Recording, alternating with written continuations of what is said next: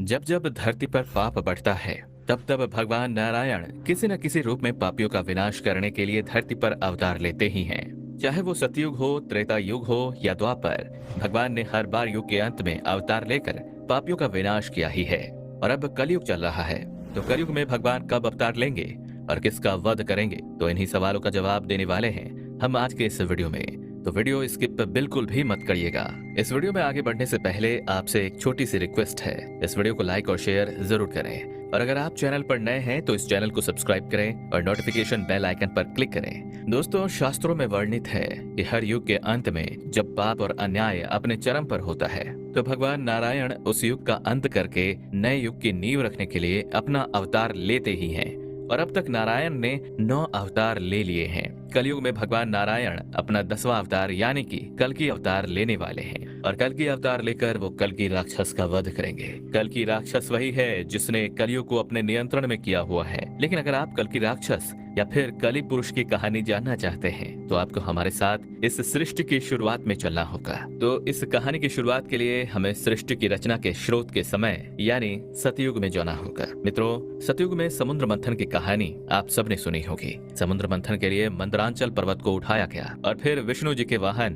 गरुड़ देव ने उसे उठाकर समुद्र में रखा। और फिर नागों के राजा वासुकी, जो महादेव के गले की शोभा बने हुए हैं, उन्होंने उस पर्वत को रस्सी बनकर लपेटा। और जिस तरह दही को मथकर माखन बनाया जाता है, उसी तरह मंदराचल पर्वत से समुद्र मंथन की प्रक्रिया शुरू हुई। विष्णु पुराण में अंकित है कि समुद्र मंथन के दौरान राक्षसों ने वासुकी के मुख को पकड़ रखा था और देवताओं ने वासुकी की पूंछ को पकड़ रखा था। लेकिन अब भी समुद्र मंथन करना आसान नहीं था, क्योंकि मंदरांचल पर्वत बहुत बड़ा था और समुद्र में इसका घूमना असंभव था। इसलिए एक बार फिर नारायण ने अपनी युक्ति लगाई और कछुए का अवतार धारण किया। कछुए का अवतार लेकर नारायण ने मंदरांचल पर्वत को अपनी पीठ पर रखा और फिर वासुकीनाथ की सहायता से मंथन शुरू किया गया। सभी जानते हैं कि समुद्र मंथन में से बहुत कीमती रत्न और बहुत सारे कीमती आभूषण निकले थे। लेकिन सबसे पहले समुद्र मंथन में से जो बाहर आया था, वो सभी की परिकल्पना से परे था। समुद्र में सबसे पहले हलाहल विष निकला, जो बहुत विषैला और तेज विष था। हालांकि नारायण इस हलाहल के बारे में पहले से जानते थे, लेकिन अगर वो देवताओं और राक्षसों को इस बारे में बता देते, तो ना तो देवता और ना ही राक्षस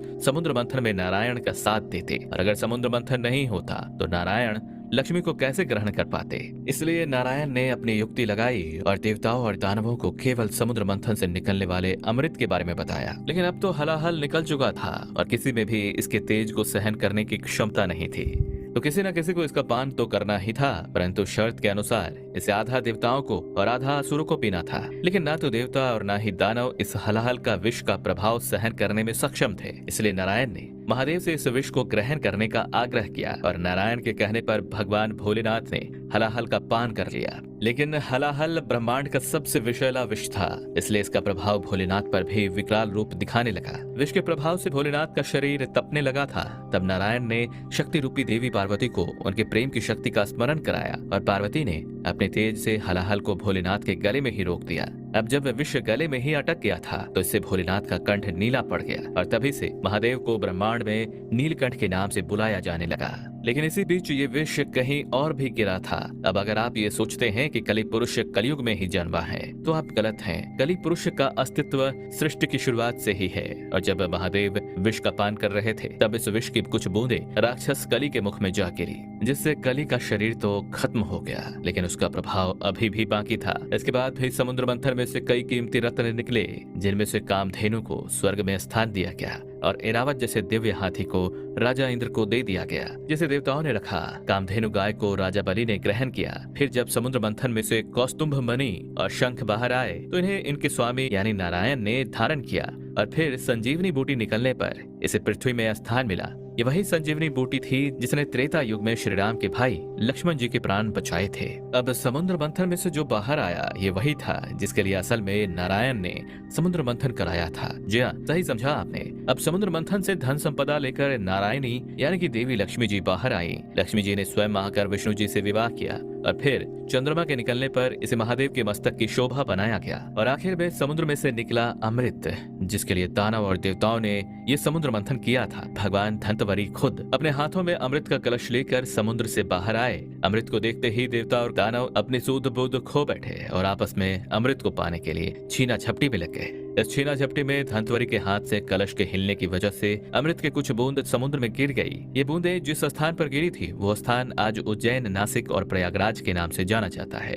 और आज भी मान्यता है कि हर 12 साल के बाद यहाँ पर फिर से वही अमृत प्रकट होता है और ये वही समय है जहाँ कुंभ का मेला आयोजित किया जाता है। और प्रयागराज में स्नान करने से असाध्य रोगों का नाश हो जाता है। लेकिन इसी छीना झपटी में अमृत की बूंदें कहीं और भी गिरी थी, जो आज इस सृष्टि के विनाश का कारण है। जी हाँ, हम बात कर रहे हैं कली पुरुष की। कली पुरुष जो हलाहल विष से मर गया था, अमृत की बूंदों के मिलने से वो फिर से जिंदा हो गया, लेकिन उसे अब तक शरीर नहीं मिल पाया था। कल की पुराण की माने तो कलयुग के अंत तक कली पुरुष को अपना शरीर वापस मिल जाएगा और फिर ये अपनी पूरी शक्ति के साथ ब्रह्मांड में अपना आतंक मचाएगा। जैसा कि हमें पता है कि कली पुरुष अभी तक अपने भौतिक शरीर में नहीं है, लेकिन ये उसी की शक्तियां हैं जिसने सभी मनुष्यों को अपने अधिकार में किया हुआ है और उसने अपनी शक्ति काम, वासना, क्रोध और मोह, अहंकार, झूठ का जाल इंसानों में फैला रखा है। कल की पुराण में वर्णित है कि जैसे जैसे समय बीतेगा और कलयुग अपने चरम पर पहुंचेगा और कली पुरुष अपने शरीर को वापस ग्रहण कर लेगा, जैसे जैसे धरती पर पाप बढ़ता जाएगा वैसे वैसे कली पुरुष को अपना शरीर और शक्तियां वापस मिल जाएंगी और फिर धरती के सभी पुरुष कली राक्षस के बस में हो जाएंगे और चारों ओर अधर्म और अन्याय फैल जाएगा और तब कलयुग अपने चरम पर होगा। और इसी कल की पुरुष को ही खत्म करने के लिए भगवान विष्णु कल के अवतार में इस कलयुग में जन्म लेंगे। चलिए अब आपको ये भी बता देते हैं कि कलयुग में नारायण का 10वां अवतार यानी कि कल की अवतार कहाँ होगा, कैसा होगा और वो कैसे दिखेंगे। जब बात हिंदू धर्म के देवी देवताओं की होती है तो त्रिदेवों की पूजा की जाती है, जिनमें ब्रह्मा को सृष्टि का रचयिता, विष्णु को पालन करता और शिव को संहार करता कहा जाता है। शास्त्र कहता है कि जब भी धरती पर धीरे धीरे पाप बढ़ता जाता है तभी नारायण को धरती पर पाप और पापियों का अंत करने के लिए किसी न किसी का अवतार में जन्म लेना पड़ता ही है। भगवान विष्णु ने अब तक 9 अवतार लिए हैं, जिनमें वामन अवतार, नरसिंह अवतार, मत्स्य अवतार, राम अवतार, कृष्ण अवतार, कच्छप अवतार बताए जाते हैं। लेकिन कलयुग जैसे महापापी युग में भगवान विष्णु का 10वां अवतार होना अभी बाकी है। भगवत गीता के 12वें अध्याय में उल्लेखनीय है कि कलयुग में पाप का अंत करने के लिए भगवान नारायण कल के अवतार लेकर प्रकट होंगे। और श्रीमद् भगवत गीता के एक श्लोक के मुताबिक भगवान कल की संभल गांव के एक ब्राह्मण विष्णु यश के यहाँ जन्म लेंगे। इनके पिता विष्णु यश और माता सुमति होंगे।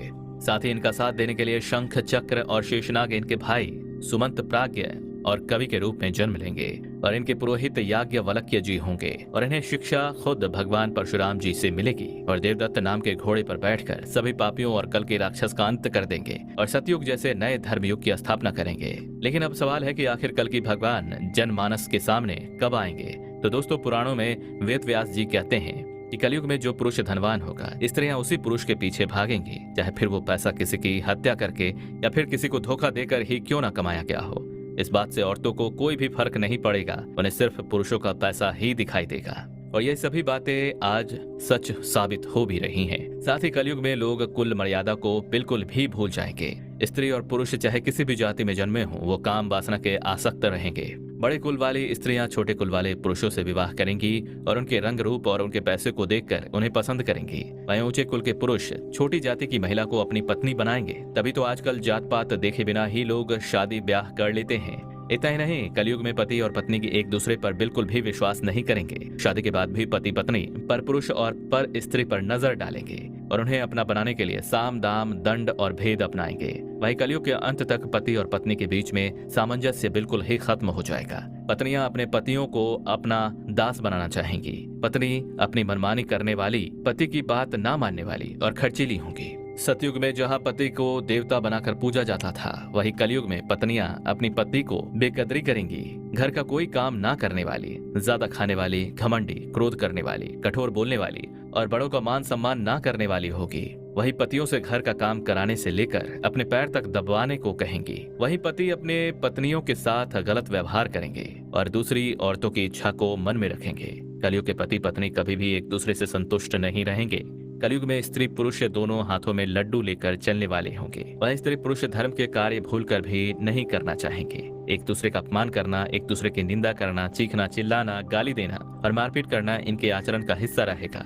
कलयुग के स्त्री पुरुष शादी को एक मजाक समझेंगे और जब चाहे वो शादी कर लेंगे और अपनी मन के मुताबिक शादी को तोड़ भी देंगे। रिश्तों का मजाक बनाने वाले स्त्री पुरुष कलयुग में बहुत ज्यादा होंगे। पत्नियां अपने साथ ससुर और अपने ससुराल वालों से दूर रहना चाहेंगी। ये स्त्रियां छोटे कद की होंगी और 7 साल की कम उम्र में माँ बन जाएगी। 10 साल की उम्र में स्त्री पुरुषों के बाल पक जाएंगे और 12 साल में इन्हें बुढ़ापा आ जाएगा। स्त्री पुरुषों के शरीर पर ज्यादा बाल होंगे और इनके कपड़े और सोच दोनों छोटे होते चले जाएंगे। कलयुग के पुरुष मदिरा पीने वाले, वैश्यालय जाने वाले, गाली गलौज मारपीट करने वाले रहेंगे। ये धन कमाने के लिए किसी भी हद तक गिरने को तैयार रहेंगे और अपनी काम आसक्ति में इतना गिर जाएंगे कि माँ, बहन, पत्नी, बेटी किसी का भी लिहाज नहीं करेंगे। कलयुग में जो औरत सुंदर होगी, जिसके केश लंबे होंगे, वो सभी पुरुषों को अपना दास बनाना चाहेंगी और पुरुष स्त्रियों के भोग विलास का साधन बन जाएंगे। कलयुग में प्रेम को उपहास बनाकर रख दिया जाएगा। लोग एक दूसरे से झूठे प्रेम का नाटक करेंगे और उनसे धन ऐंठेंगे। तो क्या सचमुच में कलयुग चरम पर है? कलयुग का अंत कब होगा, ये भी समझ लेते हैं। तो दोस्तों, सतयुग, त्रेता युग और द्वापर युग के बीतने के बाद कलयुग की शुरुआत हुई और वेदों पुराणों की माने